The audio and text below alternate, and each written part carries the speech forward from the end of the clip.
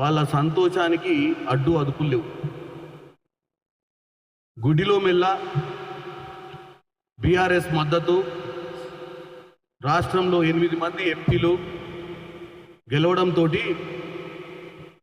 BJP వాళ్ళు అదేదో రానున్న రోజులల్లో తెలంగాణ రాష్ట్రంలో క్రియాశీలకంగా లోకల్ బాడీ ఎన్నికలు గెలుస్తాము, ఒక సామాన్యుడు ముఖ్యమంత్రి అవుతాడు, వాళ్ళ ఇన్ఛార్జ్ మంత్రి గారు వచ్చారు, మంత్రి గారు చెప్తున్నాడు. దీంతో పాటు సరే ఢిల్లీ నుంచి వచ్చిన నాయకులకి ఎక్కువ అవగాహన ఉండదు కాబట్టి వాళ్ళు ఏది మాట్లాడినా మనము ఏదో అవగాహన రాహిత్యం అనుకోవచ్చు. ముఖ్యంగా వాళ్ళ సీనియర్ మోస్ట్ లీడరు గత 10 సంవత్సరాలుగా మోడీ ప్రభుత్వంలో క్రియాశీలకంగా మంత్రి పదవి అనుభవిస్తున్నటువంటి కిషన్ రెడ్డి గారిని చూస్తే గురువింద గుర్తుకొస్తున్నాం. రాజ్యాంగం నడి రోడ్డు మీద ఉందట కిషన్ రెడ్డి గారు. ఎందుకంటే బ్రహ్మాండమైన ఇంతకుముందు ఉపన్యాసాలను కొద్దిగా వీక్ ఉండేటోడు, ఈ మధ్య స్ట్రాంగ్ అయిపోయాడు ఉపన్యాసాలు. రాజ్యాంగం నడి రోడ్డు మీద ఉందని చెప్పి కిషన్ రెడ్డి గారు మాట్లాడుతున్నారు. మరి కిషన్ రెడ్డి గారు పోనీ ఆ బండి సంజయ్ గారు, ఆ పక్కనున్న ఈటల రాజేందర్ గారు, ఇంకా డికే అరుణ గారు అంటే గతంలో ఆ పార్టీలో లేరు. మరి కిషన్ రెడ్డి గారు అయితే మొదటి నుంచి ఆ పార్టీలోనే ఉండు. 2014 తర్వాత ఈ పార్టీ కార్యకలాపాలలో క్రియాశీలకంగా మంత్రిలో ఎంఓఎస్ ఉండి ఇప్పుడు క్యాబినెట్ అయింది. 10 రాష్ట్రాలల్లో ప్రభుత్వాన్ని కూల్చిన బీజేపీ 10 రాష్ట్రాలు అంటే నేను 2014 నుంచి 24 దాకా చెప్తున్న 10 రాష్ట్రాలల్లో ప్రభుత్వాల్ని కూల్చినటువంటి బీజేపీ ఏమో రాజ్యాంగాన్ని కాపాడుతుందట. మేము రాజ్యాంగాన్ని నడి రోడ్డు మీద తీసుకొచ్చినామంట.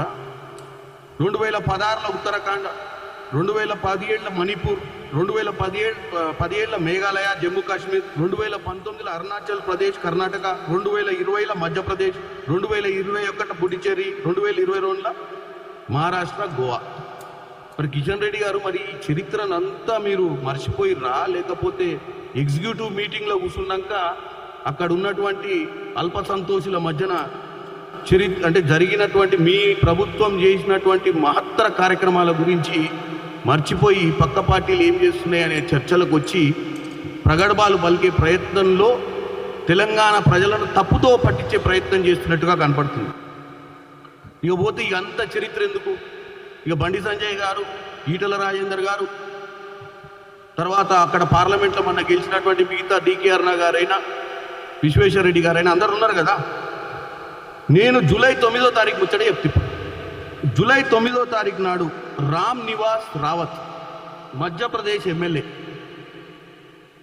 కాంగ్రెస్ పార్టీ ఎమ్మెల్యే అయిన ఈయనను మధ్యప్రదేశ్ ముఖ్యమంత్రి మోహన్ యాదవ్ గారు ఆయన క్యాబినెట్లో జాయిన్ చేసుకుని మంత్రి పదవి ఇచ్చారు. అంటే అదేందని ఓన్లీ తెలంగాణలో ఎమ్మెల్యేలు అంతా కాంగ్రెస్ పార్టీలో జాయిన్ అవుతున్నారు అని చెప్పి తెలంగాణ ప్రజలకు పేపర్ చదవడం రాదనుకుంటుర్రా? తెలంగాణ ప్రజలకు భారతదేశంలో ఏం జరుగుతుందో అవగాహన లేదనుకుంటుర్రో నాకు అర్థం కావట్లేదు. అందరు పేపర్లు చదువుతారు. ఇవాళ రేపు యూట్యూబ్లు వచ్చినాయి, యూట్యూబ్ ఛానళ్ళు వచ్చినాయి, రోజు ఏమంటారు న్యూస్ యాప్లు వచ్చినాయి. జూలై 9వ తారీఖు నాడు మధ్యప్రదేశ్లో 4 రోజులు అంటే 4-5 రోజుల క్రితం ముచ్చట చెప్తున్నది. అక్కడ పని చేసి వచ్చి ఇక్కడ ఎగ్జిక్యూటివ్ మీటింగ్ పెట్టి మీ పతివత మాటలు మాట్లాడితే ఎవరు నమ్ముతారు? పోనీ మా దగ్గర జాయిన్ అయిన ఎమ్మెల్యేలు మేము ముందే చెప్తున్నాం, అన్కండిషనల్గా జాయిన్ అవుతారు. ఇక్కడ గత 10 ఏళ్ల ప్రభుత్వము కేసీఆర్ ప్రభుత్వంలో స్వేచ్ఛగా ఎమ్మెల్యేలుగా కేసీఆర్ని కలవలేని పరిస్థితిలో ఎమ్మెల్యేలు ఉన్నవారు ఈరోజు రేవంత్ రెడ్డి గారికి ఉన్నటువంటి సాన్నిధ్యం, వాళ్ళ ఎమ్మెల్యేలతోటి 24 గంటలు అందుబాటులో ఉండడము, డెవలప్మెంట్లో భాగస్వామ్యం తీసుకోవడము, ప్రతి ఎమ్మెల్యేకి ఇంపార్టెన్స్ ఇవ్వడాన్ని చూసి ఈరోజు ఎమ్మెల్యేలు అందరూ కాంగ్రెస్ పార్టీలోకి వస్తున్నారు. మీ లెక్క మధ్యప్రదేశ్లో ఎమ్మెల్యేలు తీసుకొచ్చి మంత్రి పదవిలే ఇక్కడ జాయిన్ అయ్యే ఎమ్మెల్యేలు ఎవ్వరు కూడా రేవంత్ రెడ్డి గారు మొన్ననే ఢిల్లీలో ప్రెస్ మీట్ పెట్టి చెప్పారు. ఏమని చెప్పారు? జాయిన్ అయ్యే ఎమ్మెల్యేలు కాదు, గతంలో పనిచేసినటువంటి కాంగ్రెస్ పార్టీ ఎమ్మెల్యేలకే మంత్రి పదవులు వస్తాయని చెప్పాడు. అంటే అన్కండిషనల్గా జాయినింగ్ అవుతుర్రు. అన్కండిషనల్గా జాయినింగ్ అయ్యేటప్పుడు ఆపుతారా? ఎవరన్నా వచ్చి సార్ నాకు తలదాసుకోనికి జాగ ఇవ్వండి సార్, బయట వాన పడుతుంది, బయట భయంకరమైన పరిస్థితి ఉందని ఎవరన్నా ఇట్లనే వస్తే ఏం చేస్తాం? మన ఇంటికాడ తలదాచుకొని జాగిస్తాం. అట్లా చాలా మంది ఎమ్మెల్యేలు బీఆర్ఎస్ పాలన మీద విరక్తి పుట్టి వస్తుర్రు. మరి ఎందుకు వస్తున్నారు అంటే ఇంకో విషయం చెప్తే ఎందుకు వస్తుర్రు కూడా. మొన్న జరిగినటువంటి పార్లమెంట్ ఎన్నికలల్లా ఎంపీలు గెలిస్తే ఎవరు దుఃఖంలుర్రు? బీఆర్ఎస్ పార్టీ ఎమ్మెల్యేలు దుఃఖంలుర్రు. బీఆర్ఎస్ సరి అయినటువంటి క్యాండిడేట్లకు టికెట్లు ఇవ్వకుండా బీజేపీ గెలవడానికి దోహదపడి వాళ్ళ ఎమ్మెల్యేలకు క్లియర్గా కనపడుతుంది. అంటే ఇక మన బీజేపీలకు విలీనం చేస్తాడా, బీజేపీలో కలుపుతాడా పార్టీని అన్న భయంతో వాళ్ళు ఇక బీజేపీలో పోయి మనం వాళ్ళతో సంసారం చేయలేము, వాళ్ళతోటి రేపు పొద్దున గవర్నమెంట్లో మేము ఇక్కడ అపోజిషన్లో ఉండి మళ్ళీ బీజేపీ తోటి ఫ్రెండ్షిప్ ఏందన్న ఒక వాతావరణం వాళ్ళు అర్థం చేసుకొని ఈరోజు కాంగ్రెస్లోకి వస్తుంది ఎమ్మెల్యేలు అందరూ. ఎందుకంటే ఓపెన్ మ్యాచ్ ఫిక్సింగ్.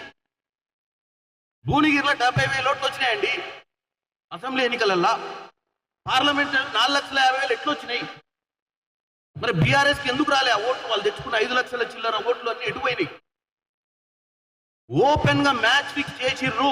నేను ఒక ఎంపీ అభ్యర్థిగా గెలిచిన ప్రాంతంలో తెలంగాణ నుంచి ఒక్క ఎంపీని కూడా ఢిల్లీకి పంపించొద్దు కాంగ్రెస్ పార్టీని అని చెప్పి వీళ్ళిద్దరు కలిసి మ్యాచ్ ఫిక్స్ చేసిన విషయాన్ని ఎమ్మెల్యేలు గమనించే ఈరోజు ఎమ్మెల్యేలు వాళ్ళ భవిష్యత్తు మీద ఒక